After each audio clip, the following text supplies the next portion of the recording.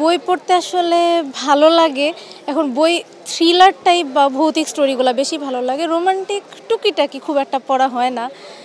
মাঝে মাঝে খুব মনে হয় খুব স্লো যাচ্ছে কাহিনীটা, এই জন্য পড়া হয় না। আর বই আসলে না পড়লে মানুষ নিজেদেরকে জানবে না, পরিবেশটা জানবে না, আমাদের সমাজ সম্পর্কে জানবে না। এই জন্য বইটা সবসময় পড়া উচিত।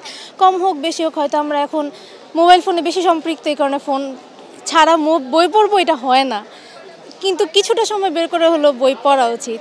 আমিও যেমন মানে কোভিডের টাইমে বইটা খুব বেশি পড়ছি, এরপর সরে আসছি, পড়াশোনার জন্য হোক বিভিন্ন কাজে সরে আসছি। এখন আবার চাচ্ছি আবার একটু বইয়ের সাথে যোগাযোগটা হোক। তুমি কেমন আছো? আমি ভালো আছি। তুমি কেমন আছো? আমি ওর সঙ্গে কথা বলেছি, আমি হলো ইকরির সঙ্গে দেখা করেছি। আমার বাবা এটা কিনে দিয়েছে, আমি খুব খুশি পেয়েছি। রিসেন্টলি এবার মেলায় ডক্টর মোহাম্মদ ইউনূসের কিন্তু অনেক বই এসেছে, বিশেষ করে তার সবচেয়ে বিখ্যাত যে থিওরি 330 সেটার রিলেটেডও কিন্তু একটা বই এসেছে। আমি মনে করি এই বইগুলো সবার পড়ে দেখা উচিত, যে আমাদের দেশ থেকে একমাত্র নোবেল লরেট যে নোবেল পুরস্কার পেয়েছে বা প্রথম বাংলাদেশি, অবশ্যই তার বইও সবার পড়া উচিত।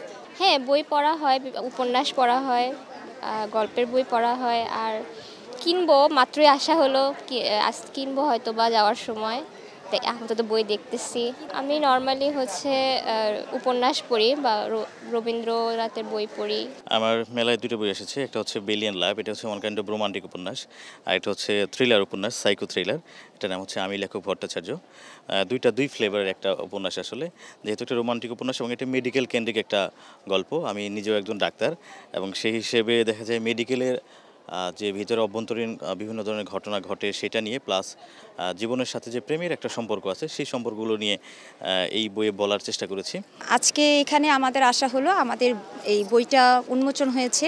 তো এখানে আমাদের 17 জন নারীর হার না মানা আর কি সবার আত্মজীবনী, গল্প, কবিতা নিয়ে এই বইটি আর কি প্রকাশ করা হয়েছে। তো এখানে একটি মেসেজ আছে আমার লেখার থেকে, যে নারীরা যেন আর কি সাহস করে, জীবনে অনেক প্রতিবন্ধকতা আসে, সেখানে থেমে না যেয়ে সামনের দিকে যেন এগিয়ে যায়। তো সবার ক্ষেত্রে এটাই আর কি মেসেজ হিসেবে কাজ করবে, যে কোনো নারী যদি অর্থনৈতিক কর্মসংস্থানের ক্ষেত্রে কিছু করতে চায়, আপনাদেরকে বলছি আপুরা, ভয় পেয়েন না, সাহস নিয়ে সামনে এগিয়ে যান।